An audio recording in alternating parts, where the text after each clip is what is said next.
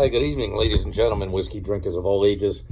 Um, I'm just gonna throw this under the whiskey review. Obviously, since this is my own whiskey from my own barrel, you will not be able to get it. But I thought I'd do a quick update. About 5 months ago, I think it was in March, the beginning of March. This whiskey, in case you don't know the backstory, you can look it up. It's like it falls under one of my moonshine videos, like moonshine video, my 4-year-old whiskey. Well, now it's 4.5 years old. It was a 10 and a 5 gallon barrel that were 2 years old. They were brand new bourbon barrels, charred. One was 10 gallons, one was 5 gallons. I had a customer of mine who made wine who had to move and was downsizing and had a 15-gallon barrel that was full of Cabernet Sauvignon. So he gave me a call. He said, Bill, I'm going to drain this barrel and bottle it. Do you want the barrel?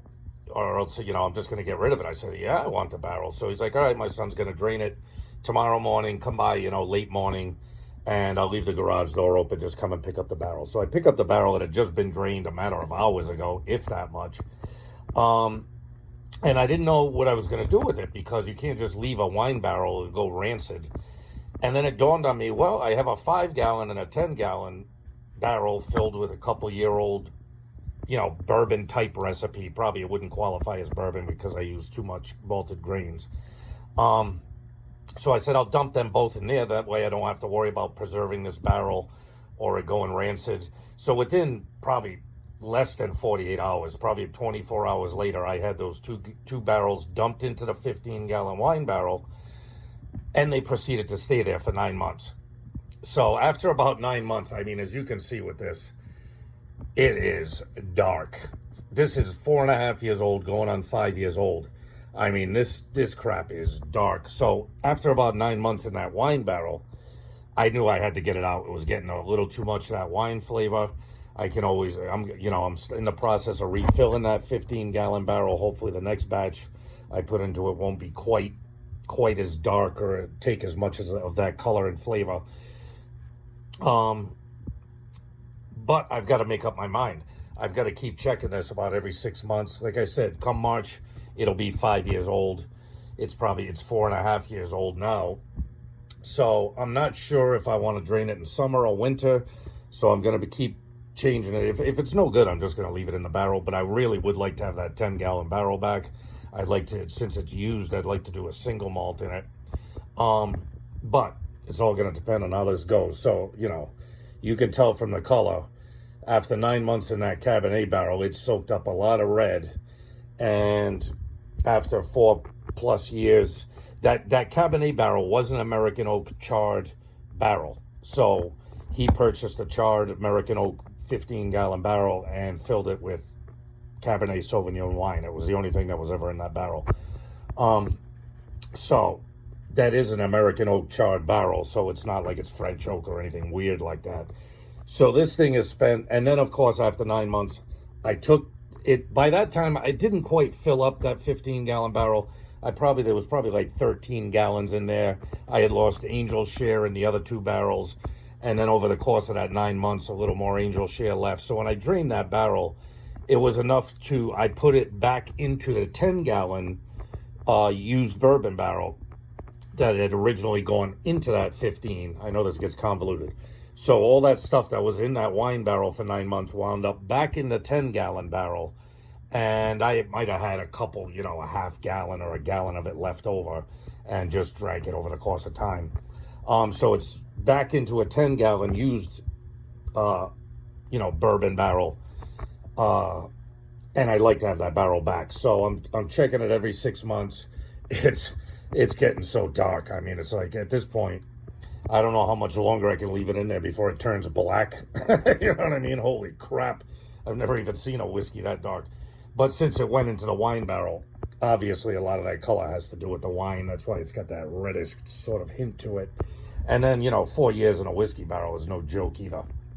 So it's got plenty of color. What I need to do is find out whether it's ready to be bottled, because if so, I've got to delabel a bunch of used bottles that I've got. And because 10 gallons will make quite a few 750 bottles. I think it'll make 50, 60 of them, something like that. So I need to start cleaning and sanitizing some used bottles and get ready to transfer it. So that's what we're doing here. Sorry for the long 5 minutes, but in case you weren't around for the old video, a half year ago, that's what's going on with this. That's what this review is about. I'm about to get my big fat snout right up in it. Yeah, you get that. You get heavy hints of that Cabernet, although it's not unpleasant. It's not a soury smell. It's very, that barrel was, like I said, that barrel was only empty for like 24 hours before I put the whiskey in it. So it was fresh and wet. And so no wonder a lot of it transferred over. There was probably even a little liquid left at the bottom of it. But yeah, you get strong hints of that Cabernet.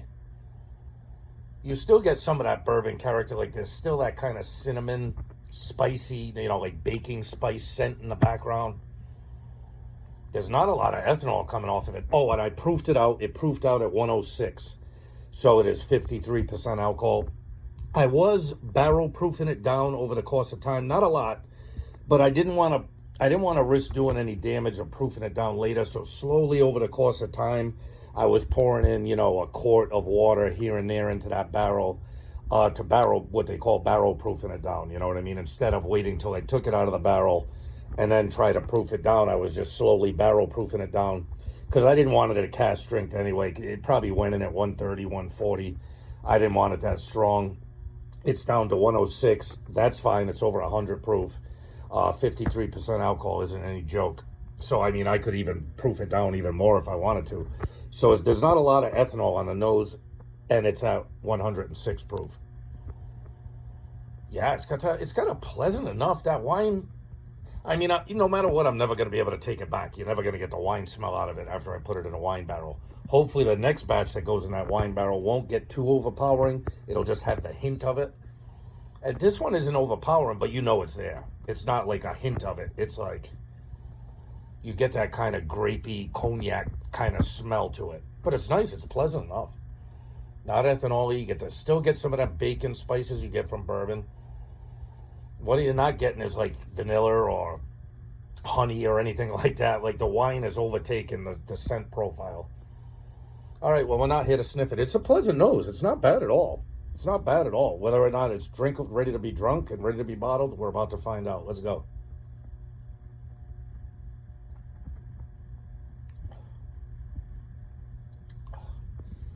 Oh, it's strong. Oh, I don't know if it's the proof. I will have to admit, the wine flavor is tamed down on the palate. It's far more present on the nose. It's very spicy. You know what I mean? Like it's got a very, very much a lot of spice to it.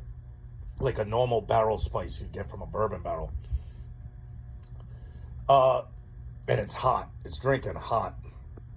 So I think I might, as much as I'd like to have that barrel empty, I'm going to take another sip in a minute.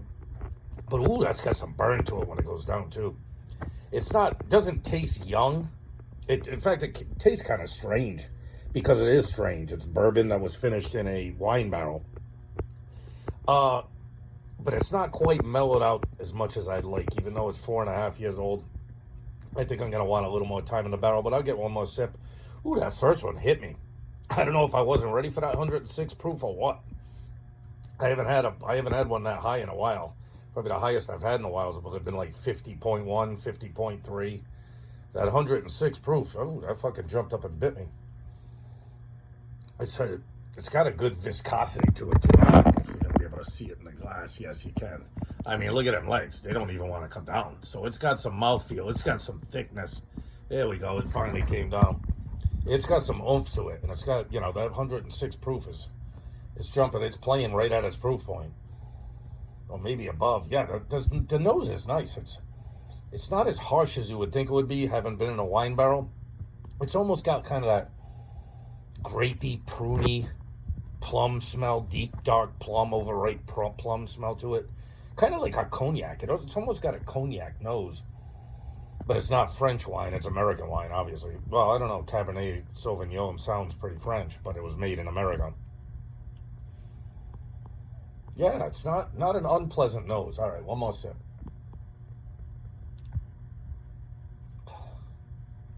Yeah, that one hit a little bit easier. Yeah, you're definitely getting that flavor, that wine flavor, that cognac flavor on the thing. There's not as much spice. It's got a little bit of peppery spice at the back end. It tastes like a finished bourbon. And actually, that second one hit a little bit easier. Obviously I've got a whole. I filled up this pint jar, and I've only taken this glass out of it, so I might have to sit with this one for a while. Let me get one more, and then we'll wrap this thing up. I'm going way long.